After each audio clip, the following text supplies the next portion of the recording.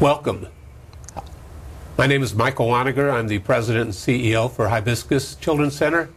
And today I'm very, very pleased to have a couple gentlemen, colleagues of ours, that will talk a little bit about what's happening this month. And this month is Child Abuse Prevention Month. It's a terrific cause that we use 1 month out of the year where we really focus on mail campaigns for donors. And again, normally what children did, and I reflect back when I was a child, this was the most exciting time of the year for me. Baseball was starting. The basketball tournament had just finished and was really, really exciting. The Masters golf tournament starts, and spring was eternal. But for many, many children, this is not a very fun time.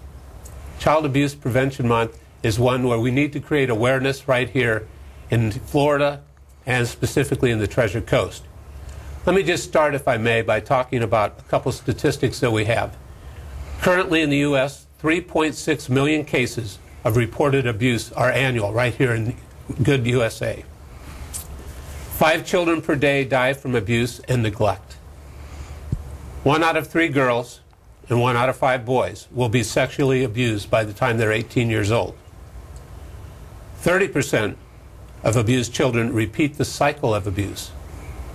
80% of children die from abuse, and 90% of juvenile sexual abuse victims know their abuser. Here in Florida, unfortunately, we rank 3rd in a statistic we don't want to rank high in. We are 3rd in human trafficking.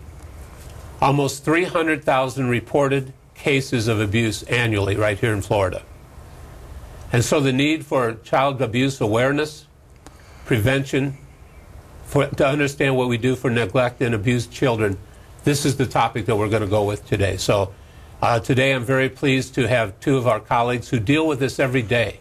And they're heroes in our community. And I want you to get to know them and understand exactly how their roles with Hibiscus affects our community going forward. First of all, Arturo Del Pino. Thank you. Good morning. My name is Arturo Del Pino, and I am with Hibiscus Children's Center. I'm their behavior specialist.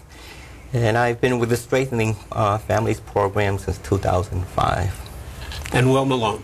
Hi, good morning. My name is Will Malone. I'm with the Supporting Family in Crisis program. I'm the family advocate.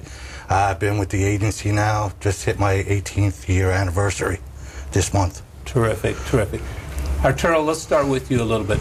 Tell us what a behavioral specialist does for people who are not aware of that, well, and what you deal with. Behavioral specialist, in the program, what I do is I work with the families in the home.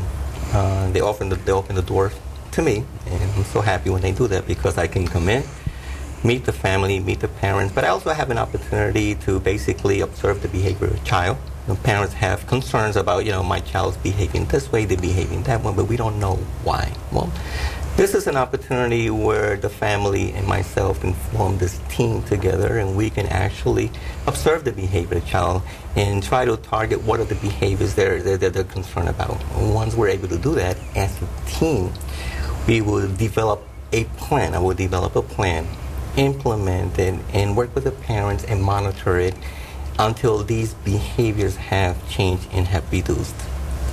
How are we made aware of these children? Do the families come to you? Do we go to them? Is it through the schools? Or how do we understand that there may be some potential abnormalities? Well, the parents, what they do is they attend the Strengthening Families program. Either they have heard of the program or they have been referred through other sources. In the program, they will either share with the facilitators or share with me and say, the reason I am here is because I'm having some of these issues with my child, and I understand that these services don't cost anything, that they're free. And I would like for you to help us identify what are the problems and see how we can all work together and improve the behavior of this child, because we're concerned about this child. We're concerned about the future of our children. Absolutely. We're concerned about the future of our children. And many of them talk about their own backgrounds. So, this happened to me when I was a child. I don't want this to happen to our children. So can you please help us with this situation? So, many of them have heard of the program. They do come through the program. They've been referred. We schedule an appointment. The first thing I do is I have an assessment that the parents complete, but then I also do an assessment with the child to see if they're both on the same wavelength. Mm-hmm. For many people, who are out there listening, maybe about learning about hibiscus for the first time, let me just give a little background. And I think it's wonderful. Well, you said you've been with the organization 18 years. Yes. Hibiscus Children's Center has been around for 29 years. Actually, starting in July, we're going to be starting our 4th decade. 2014, 2015 is our fiscal year to that. It was started by a lady who had a vision named LaVon Tilton, who's very active today and really understood where do these children go when they're awarded to the courts, or what happens before them. And I know the Strengthening Families program is unique to St. Lucie County, but it's also a program that we hope to sit there, maybe spread throughout the Treasure Coast. Well, what is your day like when you meet with the children and the families? Well, our program is a primary child abuse prevention program, so our job is to keep a family out of the DCF neglect and abuse system. Right. We go in, we do a family assessment, and we just address whatever issues the family may be having. It could be anywhere from homelessness to parenting problems, substance abuse, domestic violence, anything that could cause abuse or neglect towards children. We go in and we address it. We'll work with the family on simple things could be as simple as budgeting, like I said earlier, parenting. We will refer to other community resources as well for longer term services, but we're there to just keep them out of the system. Families get into, especially with the economic times we've had, it's caused a lot of stress in families, and when stress is up, it shows that there's more of a chance for abuse and neglect. So you're the first really call to hope to prevent from taking it in that negative spiral. Yes, the family calls us. It's totally voluntary. Okay. I would say 98% of our calls that we get are self-referrals. A friend of a friend tells them, hey, call us and all that. And they call us, we do an intake with them, and we've just tried to find the proper services for them. Well, that's the awareness factor, first of all. Before any problem solving, you've got a problem identification, and Yes. we have to recognize what that means. Arturo, we were talking earlier about one of the things that I think is very important to understand as we develop our culture in society today, that we're not only impacting a child's life today, but we're impacting them as they become through adolescence, as they become young adults, professionals, and then eventually parents and grandparents themselves. Can you expound upon a little bit of what you observed during that pattern? That is so true. You know, our focus should be actually to prepare our children for the future. Yes. And that can be done by forming support groups, working together as a team. And I believe we haven't done enough of that, but I still see that there is a drastic need. We need to work with the root of the community. Parents need to become aware of what it is that they need to do in order to support these children, because ultimately they will be our future. Absolutely. They definitely will be our future. But when I visit home, I see that there's still a lot of stress levels. I mean, we have a lot of parents who've lost their jobs. There's a lot of stress level. So we need to work with these families, basically, to bring them to a point of comfort, so that, again, we can continue working with these children, because ultimately they are going to be running this country at some point. And also we want to reduce all the risks that are out there, reduce the risk for the use of alcohol, drugs, reduce problem issues, increase their pro-social skills and their social competencies. All these are all needs that these children need. And I think that we can do that. I believe very strongly that if we pull together, we will be able to succeed at this. Well, to your point, I started the program with some statistics that hopefully will shock, educate, and create awareness right here at home.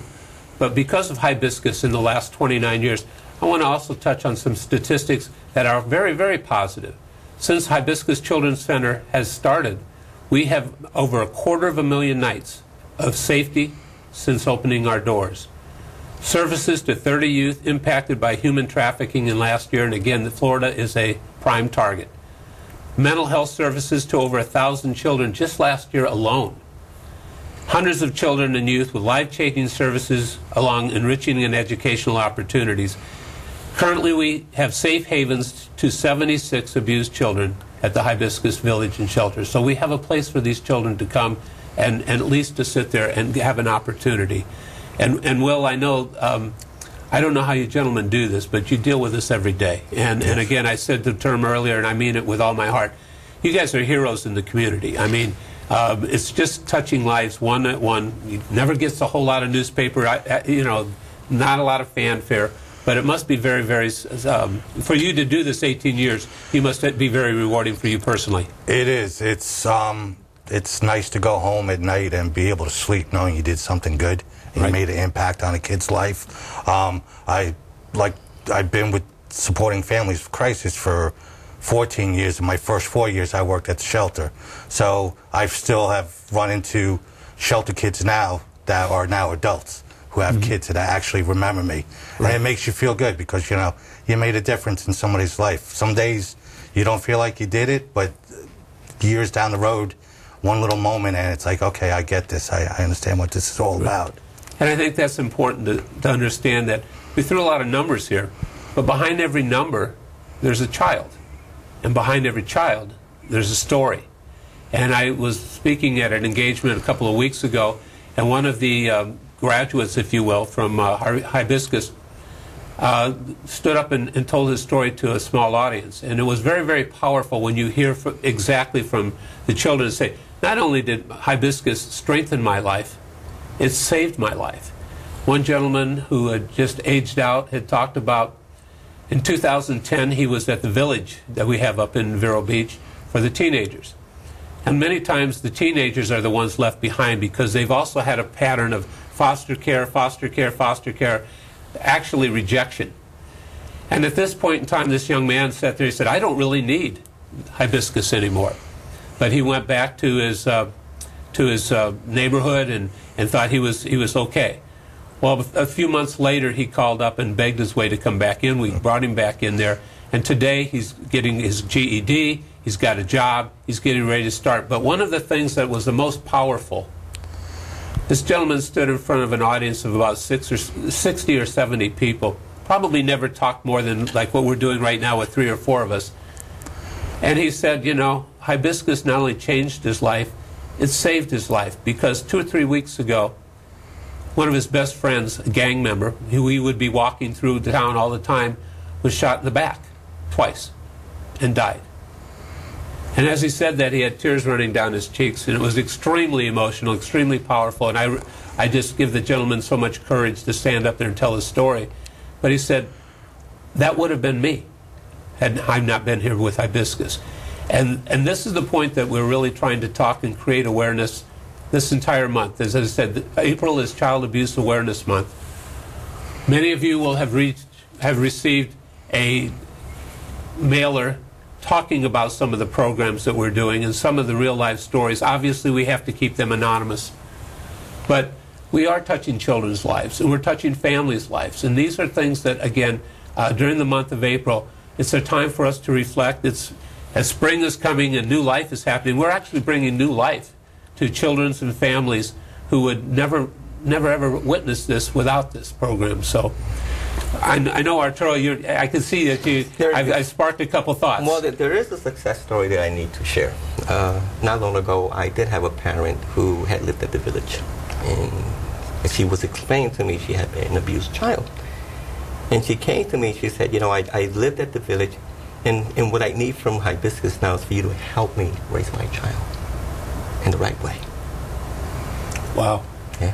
That's very, very powerful. And I'm so blessed as the CEO of Hibiscus. We have 145 full and part-time employees who work every day like this. And in addition to that, we have almost 350 volunteers within the Treasure Coast community who may not be able to sit there and write a check, or may not be able to sit there and do a whole lot of things that they think is significant, but they can give their time. They can go to the village, they can go to the shelter, they can sit there and read to the children. We have mentorings, we have all kinds of programs that, again, we'll be sitting there. I ask you to come and look at our website. We'll have that up in a moment. Or call us and let us know how you can handle it. If it's just an hour or two a week, I think will make a difference. And I agree with you, Will. I've sat there sometimes, I kind of go through the end of the day, and it may be a difficult day, and I'm sitting there kind of, having a pity party for myself or whatever it might happen to be, because there's some programs we'd like to fund better that we just don't have the funding for. And I'll sit there and start saying, then I'll reflect for a moment. I say, you know what?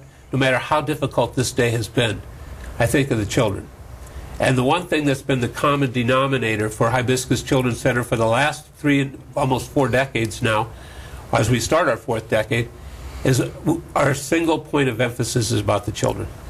It has been, will be, and continues to be our focus. And that's what separates us a little bit from other organizations. We do receive some funding from the government. There's no question about that. But we're not an institutional program. We provide mental health services. Strengthening Families in Crisis is a great example of how we can do that. The state of Florida has 15 sexual abuse treatment programs. We currently rank #1 in what we've been able to do this. And you do it one case at a time. And Will, I know you could probably sit there and talk the rest of the program on success stories. But what's important for the people if they're watching and hearing Hibiscus for the first time, how that they can get involved? To get involved with to keeping a child safe and all that, I would definitely recommend, if you suspect something is going on with a family, is to absolutely call the DCF abuse hotline, the 1-800-96-ABUSE, if they think a child is being abused, neglected, or sexually abused. We're mandated reporters by law, but it's just the right thing to do if you suspect something.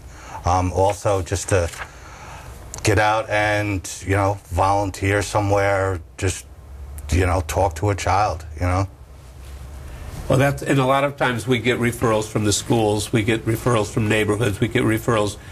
And sometimes people, again, none of us have the professional expertise that you do, Arturo, and we say, well, these are just kids being kids, or maybe they're acting things out. But I think it's really important that we understand and be sure what we can do to help these families. And again, so many of them have come back, and I've heard the success stories where Hibiscus not only changed my child's life, it's changed us as a family. We now look at things differently because my father used to sit there and say, I was the first of 6 kids to be born. And he said, children don't come with instructions. So and the phenomenon that says today that there's more single parents than ever before, not so sure that's true. Statistically, it shows during my father, he told me when he was 2 years old, his father left home during the Depression. Just maybe some of the statistics aren't there, but each generation has to learn. And I think one of the things that is really important is that we break that pattern of abuse, because sometimes children don't understand that. And as you said, we're not looking to help them today. We're looking to help them throughout their whole period of time. And what can you share with us that again, I know you've got so many observations of it. Well, what has worked for me and has worked for a family, and I find it effective, when we work with a child, we want to work with them holistically. We want to include all the supports that exist. This is what's going to make a big difference. Certainly, if there's a lot of stress in the home, and the levels of anger are high because of unemployment and everything, we want to work with those parents because we know once we can bring them to a point of comfort, they're going to be able to work with their child. They're going to be more receptive, and the child's going to be happier. That offers an opportunity for us to also train that parent with new skills of how to basically be a more positive parent to that child and understand what are the developmental process of a child. I mean, certainly a lot of parents feel just because a child can talk and they can understand, that, well, he understands everything. No, yeah, maybe you have a child that's very alert, very smart, but they're still children. Right. And they don't have the faculties of an adult. And parents need to understand that, yeah, my child's only 10 years old. So, yeah, your child may be almost 5 foot tall, but he's still a 10-year-old, and parents need to understand that. So we work with that parent. We teach and we show them, look, this is the process of development for a child, and these are the kind of things that you should be doing with this child, right? Because the bonding is really important between a parent and a child. And what you want to develop, you want to develop a relationship with that child where that child is going to come to you for anything rather than what's the influence out there. You don't want them to respond with the influence, because there's a lot of negativity out there in the field, especially today with all the challenges that exist today in the world. I mean, children are bombarded every day with all kinds of negative challenges, and they need to have that one power base, which is the parent. They need to be able to come to a parent. My parent is my power base. They're the one I can go to. They're the one can actually give me the proper information that I need. You're so right. It's interesting to note that probably in the time of our society where parenting is so important, we still see the statistics show that the breakdown of the family is really one of the biggest and the highest numbers that Yes. we've seen in all the communities. So again, another reason to do that. I was reminded when you said that when I was expecting my first child being born, and I was with a number of my colleagues said, well, no need to get involved when they're early because they're just kids, they don't know anything until they're about 10 years old. Well, boy, did I learn a lot differently. Actually, all of their social activities and aspirations are actually formed very early. I mean, I know we have a lot of programs here in the Treasure Coast with the Early Learning Coalition, you know, all the things that are taught in school, but Maslow is trying to talk, I believe it said, you have everything formulated by the time you're 10 years old unless there's a significant emotional experience. So for parents out there, or first-time ones like myself, I didn't know any differently. So, oh, yes, I should probably wait till they get a little older. Mom can take care of all that kind of stuff. That's not true. In fact, I got involved in it because I learned that. I actually did the 2 o'clock feedings. I actually did, we had one night was date night. We did a lot of things that was fun. And to me, when I look back on my career, that was the most important and most rewarding at the same time. So what other tricks have you seen that you could kind of, because again, this is the first time for many of us, our parents, Yeah. they become grandparents. Children don't know, and that's why they look for us for, again, what you're looking for. The family obviously is the center of everything. Absolutely. It's just be involved with your child. I mean, there's no matter what. It's just the simple things. You know, I just remember when we're talking about with our kids, the day my daughter was born. I mean, that bond, the first time our eyes met, I can't imagine another family not having that moment and not experiencing that. And that's why I do what I do, is so families that didn't have that when they were growing up can give their kids that and break this cycle. And it's interesting, we've seen over the holidays, I had a situation where a young lady came into my office, 9 years old, and she sat there and she said, last week was my birthday. And she was talking about that, and I thought that was, I said, well, happy birthday. She said, well, that's not why I'm here. She says, I heard my mom and dad talk about hibiscus and about the children, and you know, who really didn't. And so she was able to have a birthday party, and she wanted to tell us that story, and it was so important for her to do that, because not only did she say, I had all the presents that I probably need, but I understand there are children out there who've never had a birthday party, who've never had real presents, who've never been able to celebrate or go do different things. So her parents threw the birthday party, and this little 9-year-old girl, and I tell you, it was just, again, one of the thrills of this job, because you get to see human at their very best. They brought presents, but they brought it for all different types of children. And the presents came in, boys 7 years old, girls 6 years old, 9 years old, whatever. And she was able to give that to the shelter. And these are things that, again, what great parenting that is, to sit there and teach your children about giving somebody else other than herself. We tend to grow up and sit there and say, well, you know, the baby boomers were the gimme generation, X generation is this, Y generation is this. We haven't been able to really communicate maybe as well as we do. We are always kind of sitting there looking at some kind of technology, when really one of the things that happens is the opportunity for families to sit down and talk to their parents, talk to their grandparents, because they may not be here that long. And when they're gone, they're gone. And we have to learn a little bit each day from who we are, where we came from, because I think that's really the thing that grounds us the most. And if we do these types of things, then I think Hibiscus helps by having programs and dedicated individuals such as yourself. And again, as I said, we are very, very blessed in the Treasure Coast to have over 500 volunteers and professionals such as yourself do that. But that's still not enough. I mean, as an example, every family needs our attention, and I just think that this is, hopefully, if we can sit there today and talk to among ourselves and tell some of the stories that help, we can be changing people's lives today, and that's really what Hibiscus Children's all about. I want to share one other thing. 2 weeks ago, I have a family that comes to me and say, you know, I'm having a lot of issues with my child. His behavior is really off the wall. This is the words that we're using. I go to the home, And I sit down with the child. I want to work with this child, and I ask him, what's going on? Or, what do you feel? What's happening? He says to me, "Can you do me a favor?" He says to me. This is a 10-year-old boy, and I said, "You want me to do you a favor? What's the favor you want me to do for you? Can you scold my parents?" "You want me to scold your parents? I don't know if I can really do that, but why would you want me to scold your parents?" "Because they don't have it together, and they're driving me crazy." Yeah, and that really meant something.